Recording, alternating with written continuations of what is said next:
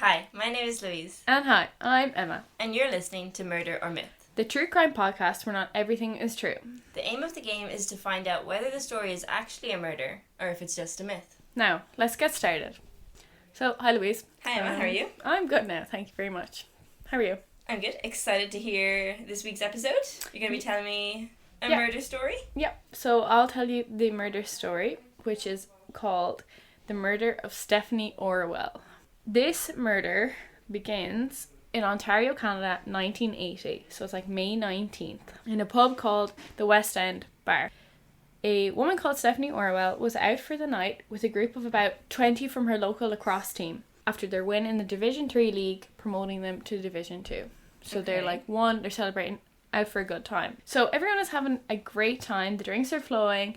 So the ones that are out for the night move on to a nightclub nearest the pub called 77. So that's the name of the nightclub. There's a solid group of about 10 of the team made it to the nightclub, and they get taxis from the club to from the bar to the club, partying the night away. Stephanie is 27 and she's seen dancing with a tall, dark-haired man. At the end of the night, Stephanie chats to her teammates and lets them know she's going home with the man who she lets them know is John. In the 1980s, going home with a man sounds kind of scandalous. Okay, but it's like progressive 1980s, living our best life moment. Okay, I'm happy for her. Okay. Well, maybe not. I feel like she might get murdered. Yeah, I feel like it's not going to be too good. Okay, at the end of the night, she's told her teammates she's leaving with this man named John. Smart move, because she thinks she's in the clear because everyone has seen him, bartenders, there's people around, eyewitnesses, etc.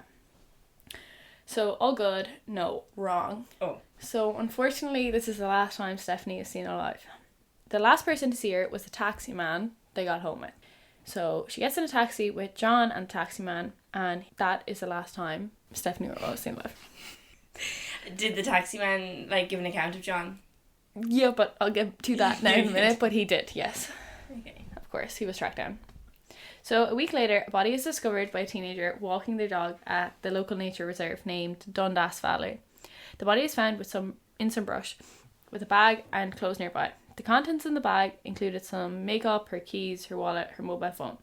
So it appeared like nothing was out of the ordinary, it wasn't a robbery, it wasn't... Phone. I feel like mobile phones weren't really super common in 1980, were they? Well, no, they wouldn't have been... Everyone wouldn't have had them, but, Stephanie was of a wealthy family, so... Stephanie was of a wealthy family, okay. Yeah, it wasn't a robbing or an assault or, a mugging for her personal belongings, so it was clearly the death was treated as suspicious. The police quickly connected the body to that of the recent missing Stephanie, and they start their investigation, retracing all the people who were at the two bars and the taxi man. So the post-mortem was done, and the cause of death was determined to be asphyxiation compounded by blunt force trauma. I don't know what asphyxiation is. Strangling, but not necessarily strangling. She just couldn't get to her airways. Couldn't breathe. Yeah, basically. Okay. Oh yeah, that's how you say it. Couldn't breathe. Air not going to the airways. Yeah. So it was proposed by the medical examiner that whoever killed Stephanie had knocked her out and then sometime after, smothered her. Okay. Okay, because it wasn't, pure strangulation, it was just smothering. Also, there was evidence of sexual assault, but it could not be determined if it occurred before or after the murder. They found fibres in her lungs from the item that was used in her suffocation, and there was DNA on her body that wasn't hers also. So they have DNA evidence and fibres, and they're collected in hope of catching a killer. So now they have evidence to begin working off. The fibres need to be tested to check their material and linked to an item at the time. That if they got a suspect, they could find... If he had that item? Yeah. If they had that item? Yeah. He or she? We don't know. Correct. If an item matches the material found in the fibres. So they decide to do that. They're taking up all their options, DNA, fibres, and then they go to eyewitnesses. All accounts and witnesses point to the man they knew as John.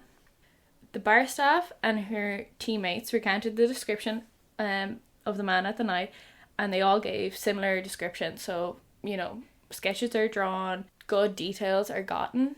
So we move on. Lost my place again. The taxi man who picked up the two that night was brought in for questioning. He cooperated and gave the police the address he drove to the night of Stephanie's last known whereabouts. He added that nothing seemed out of the ordinary and Steffi seemed at ease and wasn't taken against her will. Okay, so that was good basis to go off. So the police have a suspect and an address, so that's where she got dropped off with John. So they go to the house on Oakley Court, just 15 kilometres from the club and 7 from where the body was found. So a little sus. Very close. Yeah. So there they meet 33-year-old John Campbell.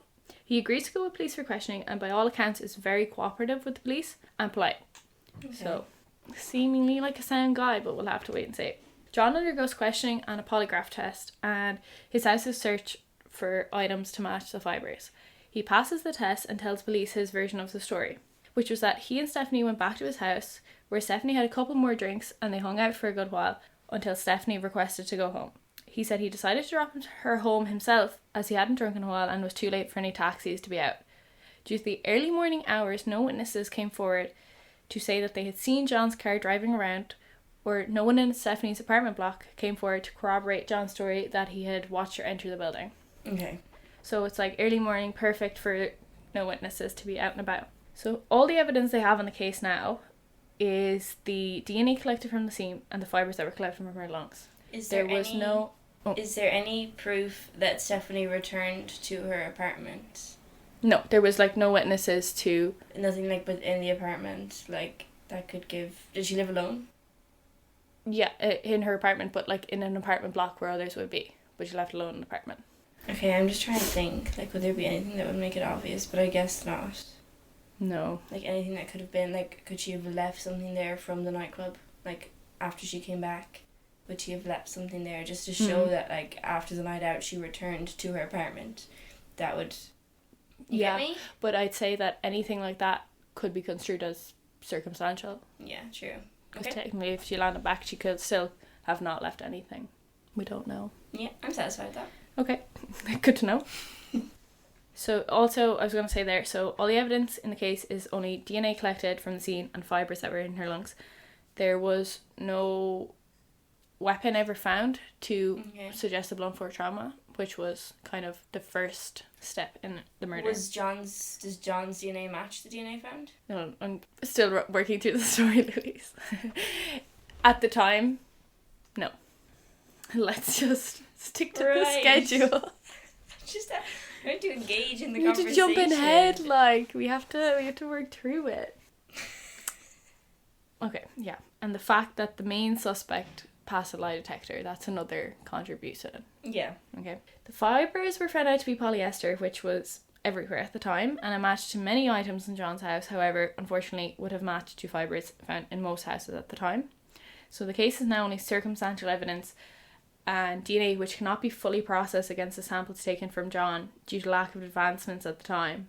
So they could do like DNA testing for like fingerprints and stuff, but not like kind of like raw DNA or like samples. There wasn't enough to link John to the murder concretely, and he was set free from police custody, despite all involved, any witnesses and anyone familiar with the case believing it was John.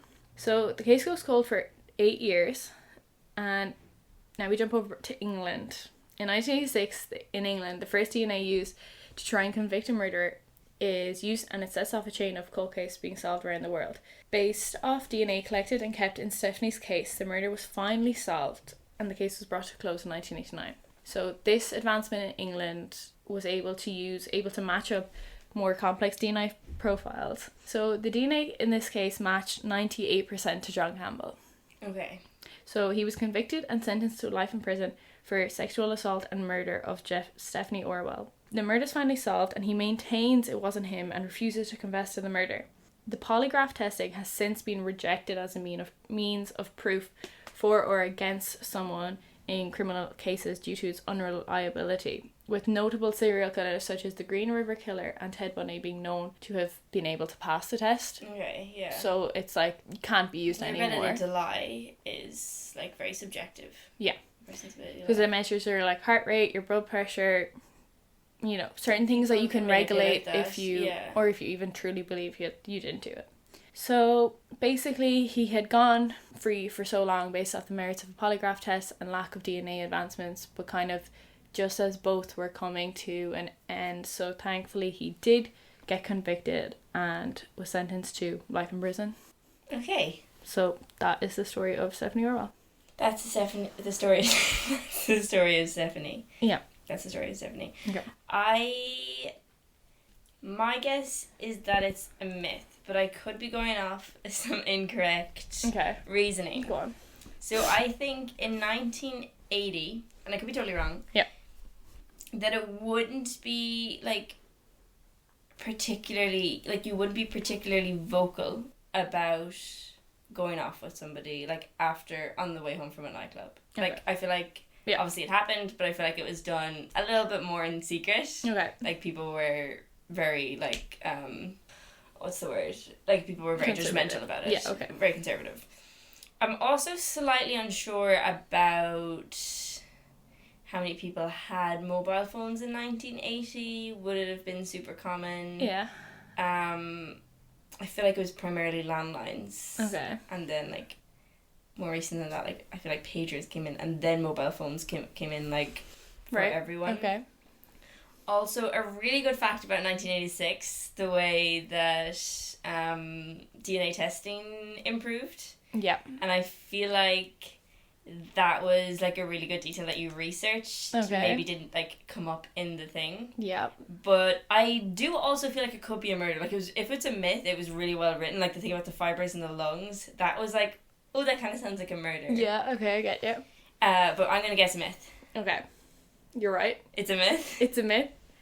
And I'm actually kicking myself because I was writing a different story with a different plot line, and I left the fact about mobile phones in, and I needed it to be in line with the polygraph timeline, so I moved it back to 1980 and I left the mobile phone detail in it. Because you're kind of unlucky, because as I was writing mine, I was like, which took place in 1998, the previous episode, I looked up when were mobile phones made streamlined like an hour ago, and I was like, okay, by the time they were made, like I feel like in 1998 my person wouldn't have had a mobile phone.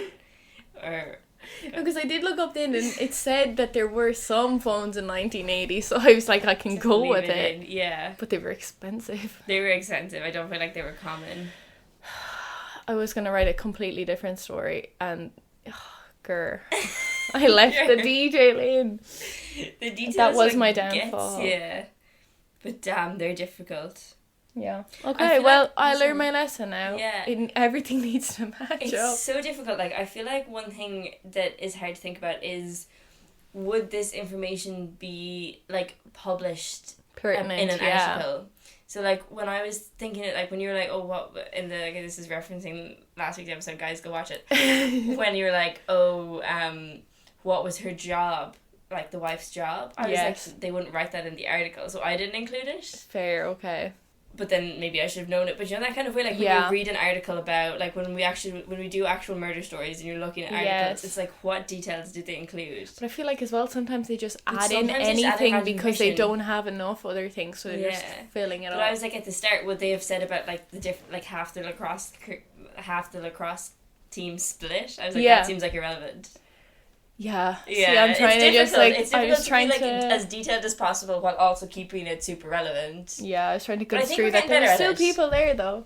Yeah. That knew her. Yeah, I think we're getting good. Okay, well. Yeah, that was a really well written story though. I like the thing about the fibers. That was I actually thought that myself. Really well researched. My knowledge really well written. Kicking in there. I know how to murder knowledge. Slay. So useful. Okay, so thank you for that. That was a good story. I actually really enjoyed it. And this has been Murder or Myth. On this week's episode, Louise figured out my myth, and it was not in fact a murder. So thank you for listening. Make sure to like and subscribe. Join us next week for another thrilling adventure. Find us on all streaming platforms. And remember, it's myth until proven murder. Schley!